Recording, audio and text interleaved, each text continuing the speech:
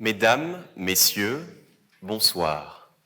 Je suis devant vous ce soir, fils de scientifique, petit-fils de scientifique, scientifique à mon tour. Fils d'ingénieur, ingénieur à mon tour. En voulant plus, être fait de science jusqu'aux ongles, me voilà depuis peu docteur en sciences. Et si je voulais d'autres causes ? Si je souhaitais que ma science ait plus de lyrisme, mon cerveau trompé souhaite bifurquer et vous proposer une suite lyrique d'assonances, de rimes et autres figures de style pour défendre une bien simple maxime, et si les engrenages de l'avenir étaient ceux du passé. Mon hypothèse, fort de ma science, l'avenir n'est modifié que par deux temps. Le passé, vaste et grand, le présent, court et dans l'instant, qui vaut quand même son pesant. Et de ces trois temps imaginés, seul le présent est vécu. Et vous me voyez aujourd'hui figé dans le présent. Vous n'avez aucun doute de ma place sur scène. Je suis sans passé, pas encore d'avenir, uniquement et simplement pour vous, maintenant.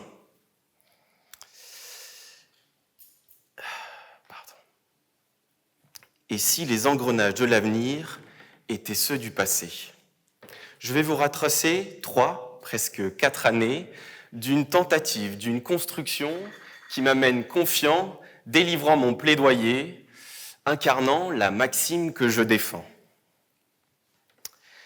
Et si les engrenages de l'avenir étaient ceux du passé ? Venez avec moi, au travers du temps. Vivons ensemble un peu de mon passé, celui qui s'écrit avec le TEDx Arts et Métiers.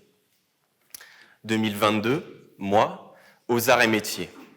La première année où je nourris le désir d'être speaker, empli de fougue, d'une folle énergie qui déborde de mon texte, saoul d'un cocktail d'hardiesse et d'ignorance, d'entrain et de peur.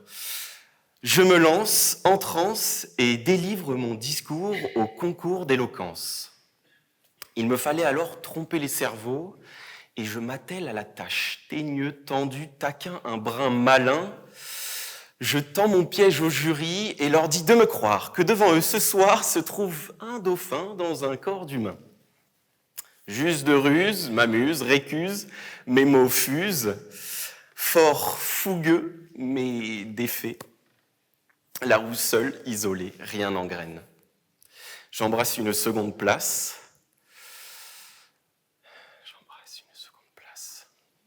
Et entend un écho personnel pernicieux, presque, essaye encore. Entre la motivation et la taquinerie, je me dis que j'y reviendrai, qu'il faut plus de roues pour animer un engrenage. Et si les engrenages de l'avenir étaient ceux du passé ? 2023, moi, aux Arts et Métiers.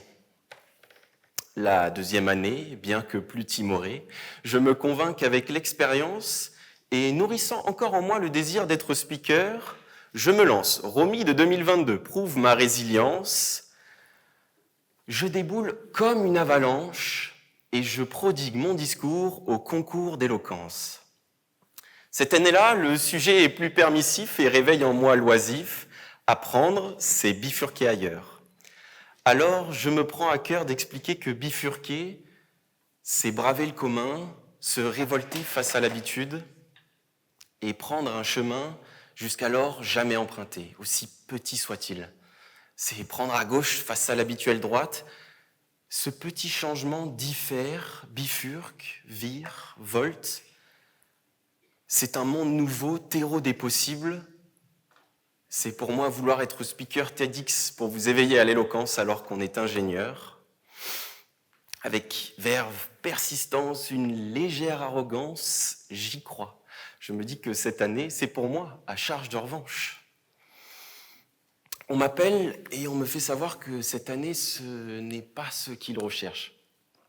Ne te méprends pas, c'est bien dans le style, mais il manque un message, une boussole.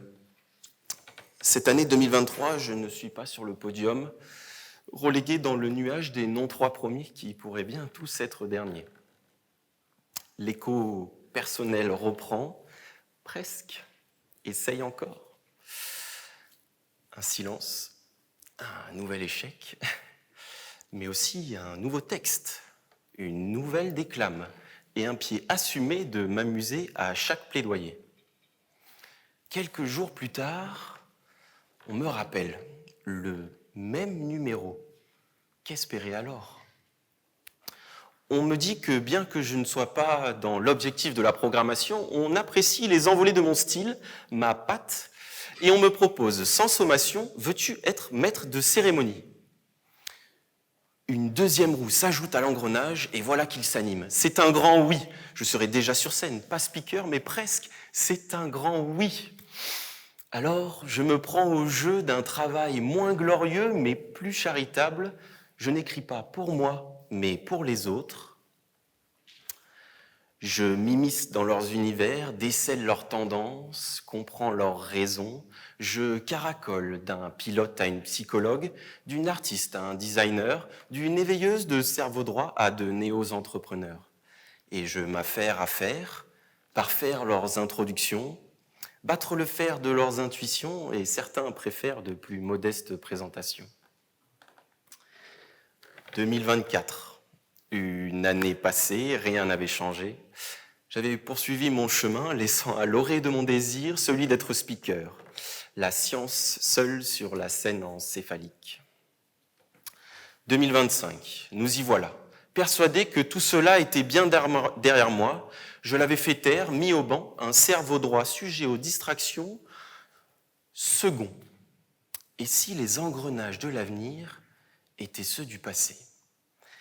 Et si les engrenages du passé n'étaient pas ceux auxquels on aurait pu penser ?